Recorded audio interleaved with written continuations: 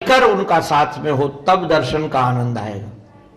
संतों का अपना मत होता है, अपनी इच्छा होती है। हमारे वृंदावन में एक संत थे नागा बाबा। वो नागा बाबा के बारे में ऐसी कहावत थी और सच्ची घटना थी। प्रातः काल वह द्वारिकाधीश की मंगला करते थे, मथुरा की, और बाद में आकर के बिहारी जी के दर्शन करते थे, बिहारी जी की मंगला करते थे। राजभोग गिरिराज जी महाराज का करते थे और शयन आरती जा करके करते थे श्री किशोरी जी की अपने बरसाने में, और फिर विश्राम करके रातों रात कैसे वो पहुंच जाते थे मथुरा। दिन की रोज की यही दिनचर्या थी, बड़ी बड़ी जटाएं थी उनकी और रोज का उनका क्रम यही था दर्शन का। एक दिन वो बरसाने, सीधे रास्ते से बरसाने की तरफ आ रहे थे, तो रास्ते रास्ते नहीं चलते थे, सीधा रास्ता जो हो, तो एक जगह से निकले तो झाड़ियां थी और बाबा की लटें बड़ी बड़ी लंबी लंबी थी, तो लट उसमें उलझ गई बाबा की, उलझ गई, खड़े हो गए, खड़े रहे रात भर। सुबह गाय चराने वाले आए तो देखे कि बाबा खड़ा है, इसकी लटा में महाराज वृक्षों में उलझी हुई है, झाड़ियों में। गोपालों ने महाराज छुड़ाना चाहा तो डांट कर भगा दिया, बोले जिसने उलझाया है वही सुलझाएगा, जिसने उलझाया है वही सुलझाएगा, तुम लोग हाथ नहीं लगाओगे। एक दिन खड़े रहे, 2 दिन खड़े रहे, न बैठना न प्रसाद पाना न को। तीसरे दिन ठाकुर जी को लगा बाबा मरेगा तो जाए। जो आकर हाथ लगाया तो डांट कर बोले तुम कौन हो? बोले जिसको आप कह रहे थे जिसने उलझाया है सो सुलझाएगा, मैं वही हूं। बोले क्या प्रमाण है कि तुम वो हो? कितने बहुरूपिया घूमते रहते, तुम्हारे जैसा कोई कपड़ा पहन के आ जाए, कृष्ण जैसा कहे मैं कृष्ण हूं, बांसुरी भी ले ले, मुकुट भी धारण कर ले, क्या प्रमाण है कि आप कृष्ण हो? तो बोले अब हमारे में प्रमाण क्या चाहते? बोले तुम्हारा प्रमाण तो श्री किशोरी जी हैं। अगर आकर श्री राधा रानी कह दें कि ये बाबा हमारा है, पति है, तो हम स्वीकार कर लेंगे। श्याम सुंदर ने तुरंत संकल्प किया तो श्री किशोरी जी आ गई और बाबा से कहा बाबा मेरे भरतार है और इन्होंने उलझाया तो सब उलझाने का काम इन्हीं का है, अब इनको सुलझाने दो। बोले तुम किशोरी जी हो, इसमें क्या प्रमाण है? तो कहा कि हमारे में प्रमाण क्या चाहिए? बोले अष्ट सखियों को बुलाओ, क्योंकि अष्ट सखियां ही जानती हैं किशोरी जी कैसी है। तो संकल्प किया तो अष्ट सखियां आ गई और आकर प्रणाम करके कहा बाबा यही हमारी स्वामिनी जी हैं, यही हमारी सर्वेश्वरी हैं, यही ब्रजेश्वरी हैं। तो मुस्कुरा करके कहा अच्छा अब सुलझा दो। सुलझाया तो बाद में बाबा ने पूछा क्यों? बाबा ने पूछ दिया कन्हैया से कि आपको कोई तकलीफ तो नहीं? बोले तकलीफ आपको इतनी देर खड़े रहे। तो कहा एक बात सच सच बताओ बाबा, तुम पहचान नहीं पाए थे? बोले पहचान तो पहले ही गया था, किंतु अगर कह देता नहीं पहचाना तो श्री किशोरी जी के दर्शन कैसे होते और अष्ट सखियों के दर्शन कैसे होते? तो हमको तो था कि पूरा परिकर हमको दर्शन दे। तो ऐसे से संत तुलसीदास जी महाराज के मानस में था कि राज दरबार के जब दर्शन होंगे तो निश्चित रूप से पूर्ण दर्शन माने जाएंगे। भगवान यदि अकेले मिलते हैं तो अधूरा दर्शन है, भगवान जब भक्त के साथ मिलते हैं, परिकर के साथ मिलते हैं, तब पूरा दर्शन माना जाता है। पूरा दर्शन यह है कि अपने परिकर के साथ में हो। तो पूरे जीवन की साधना उनकी, तुलसीदास जी महाराज की जीवन का उत्तरार्ध काल था, चित्रकूट में थे फिर वो, और रोज परिक्रमा लगाते थे कामदगिरी की। प्रातः काल 3 बजे उठ करके स्नान करके मंदाकिनी में परिक्रमा में चले जाते थे। एक दिन जहां भरत मिलाप का स्थान है, जो चित्रकूट गए होंगे उनको स्मरण आ जाएगा, आज भी वो स्थान है जहां भरत जी और राम जी मिले तो महाराज वहां के पत्थर पिघल गए। भरत राम की मिलन लखि बिसरे सबहि पखान, और पत्थर पिघले हुए वहां प्रत्यक्ष दिखता है। स्थान अभी वो है और वहां राघव के चरण पड़े तो वो भी अंकित हो गए वहां। तो वो स्थान में देखा क्या कि प्रातः काल का समय है और दिव्य वेला में लीला हो रही, रामलीला। और रामलीला में वही दृश्य है कि राम जी का राज तिलक हो रहा है, जानकी जी भी हैं भरत भी हैं, लखन भी हैं, शत्रुघ्न भी हैं, श्री हनुमत लाल जी महाराज भी हैं, और गुरु वशिष्ठ जी महाराज वेद पढ़ रहे हैं। तिलक हो रहा पूरा राज दरबार का, तो बड़े गदगद हुए और बोले कि कमाल है, आज तो लीला बिल्कुल ऐसी हो रही जिससे बिल्कुल सचमुच की वही हो। और गए, जाकर के स्वयं आरती की, और आरती करके प्रणाम करके महाराज खड़े रहे, दर्शन करते रहे, फिर गदगद भाव से वहां से निकल कर आए और बोले सब संतों को, बोले कि आज गजब हुआ, हमको तो पता ही नहीं था, परिक्रमा मार्ग में रामलीला हो रही है, कहां की लीला करने वाली लीला की पार्टियां ये पता नहीं है, किंतु इतना बढ़िया लीला कर रहे हैं। आज तो राज तिलक का दरबार का समय था और हम देख कर आए, राम जी तो बिल्कुल सचमुच के राम जी हैं, जानकी बिल्कुल ऐसा लगता है कि सचमुच की जानकी हैं, और बड़े गदगद थे, आंसू बहा रहे थे, और कहा कि आप लोग अभी लीला चल रही है, हमको तो परिक्रमा लगानी थी इसलिए मैं चला आया, तुम लोग जाओ। वहां संत दौड़ दौड़ के गए तो न कहीं पंडाल था, न कहीं कोई लीला थी, कुछ था ही नहीं। जब बताया कि बाबा कहीं कुछ नहीं तो बहुत रोए कि एक बार जो जीवन की कामना थी वह पूरी भी हुई, किंतु हम उस काल में नहीं पहचान पाए कि हम राम दरबार के ही दर्शन कर रहे हैं। ये लीला मैंने इसलिए आपको सुनाई कि बिन परमात्मा की इच्छा के बगैर कोई उनके सामने भगवान आ भी जाए तब भी उनको पहचान नहीं पाएगा। तो भगवान से प्रेम करने के लिए चाक्षुष प्रथमा रागा जो है वह उतना सफल नहीं होता है। उतना सफल नहीं होने के कारण क्या है कि जब तक हमारा अंतःकरण पवित्र न हो और जब तक भगवद इच्छा न हो, दोनों जब तक नहीं मिलेंगे तो भगवान सामने हो करके भी हम भगवान को पहचान नहीं पाएंगे। तो दूसरा साधन जो है वो सर्व सुलभ साधन है। वह सर्व सुलभ साधन ये है कि जिनसे प्रीति करनी उसके बारे में सुना जाए।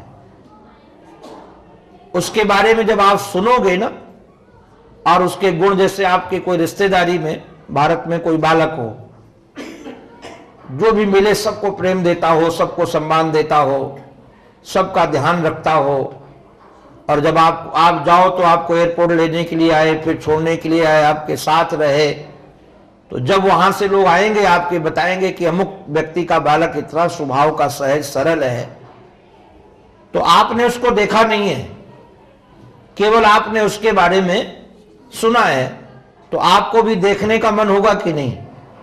आप जाओगे तो कहोगे भाई पहले नंबर उसका दो, भारत जाते ही हम पहले उसको नंबर लगाएंगे।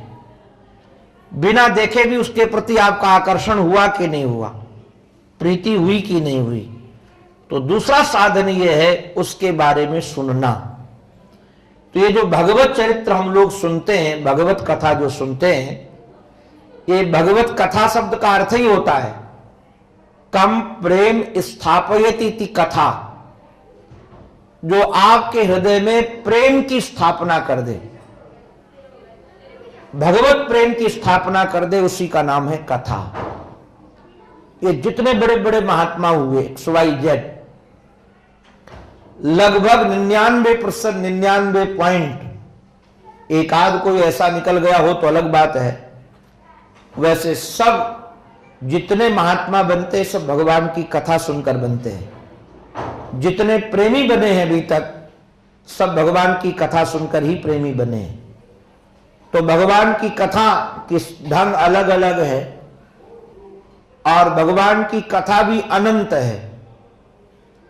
भगवान की कथा इतनी है, हरि अनंत हरि कथा अनंता, परमात्मा अनंत और भगवान की कथा भी अनंत है। इसलिए श्रीमद् भागवत महापुराण में गोपियों ने कहा, तव कथामृतम तप्त जीवनम कवि विरीडितम कल्मषापहम श्रवण मंगलम श्रीमदाततम भुवि गृह्णन्ति ते भूरिदा जना। आततम माने व्याप्तम, आपका चरित्र बहुत व्यापक है, विस्तार पूर्वक है। तो महाराज इसके चरित्र को कैसे जाने? तो जैसे जैसे संत हुए हैं अपनी बुद्धि के आधार पर, भगवत कृपा के आधार पर, क्योंकि परमात्मा को पूरा समझ पाना किसी के बस का है नहीं। ये जितने भी दर्शन हैं, आप लोग अन्यथा मत मानिएगा, जिसने जितना देखा, जिसने जितना समझा परमात्मा को उतना बोल दिया। ये नहीं कि जितना वो बोला है वो पूरा है, उसके बारे में पूरा कोई बोल सकता ही नहीं है। इसलिए श्रुतियां नेति नेति कह करके मौन हो जाती हैं। श्रुतियां बाद में कहती नहीं थी नहीं थी, अंत में वाणी मौन हो जाती है, क्योंकि भगवान की कथा अनंत है। और जो नहीं समझते वो लोग झगड़ जाते हैं। एक गांव में एक हाथी पहुंच गया। अब हाथी तो बहुत बड़ा आकार का पशु है। उस गांव के लोगों ने कभी हाथी देखा नहीं था, तो महाराज सब दौड़ दौड़ करके हाथी देखने के लिए आ गए। अब जब दौड़ दौड़ करके हाथी देखने के लिए आए तो जिनकी आंखें थी वो देखकर चले गए, वो मौन हो गए। उस गांव में कुछ अंधे भी थे, उनको भी लगा कि हम भी हाथी देखें, किंतु अंधे का देखने का तरीका अलग है। अंधा आंख से नहीं देखता, हाथ से देखता है। अंधा आंख की अपेक्षा हाथ का प्रयोग करता है और कान का प्रयोग करता है। तो सोचा चलो हाथी को देखते हैं। महावत के पास जाकर कहा कि हमको हाथी के दर्शन करा दो, आप तो बड़े कृपालु है। महावत ने हाथी को बैठाल दिया। एक अंधे ने हाथी के पैर पर अपना हाथ लगाया और नीचे से ऊपर तक हाथ घुमाया, जहां तक हाथ जा सकता था। तो देखा कि अरे हाथी तो खंभे जैसा है। उसने खंभा ही देखा था, खंभे का आकार समझता था। अब जो चीज हम देखे होते हैं उसी के साथ उपमा देते हैं। जैसे कोई मीठा पदार्थ आपको खाने को मिल जाए और आपको बहुत स्वादु लगे, तो आपसे कोई पूछे कि आपने मीठा खाया कैसा लगा, तो आपने अभी तक जितने मीठे पदार्थ खाए हैं जिसकी तुलना मिल सकेगी कि सेव की जैसी मिठास थी, कि गुड़ जैसी मिठास थी, कि नींबू, महाराज अलग अलग जो भी आप मिठास आज तक आपने अनुभव किया उसी के साथ तुलना कर सकते हो ना।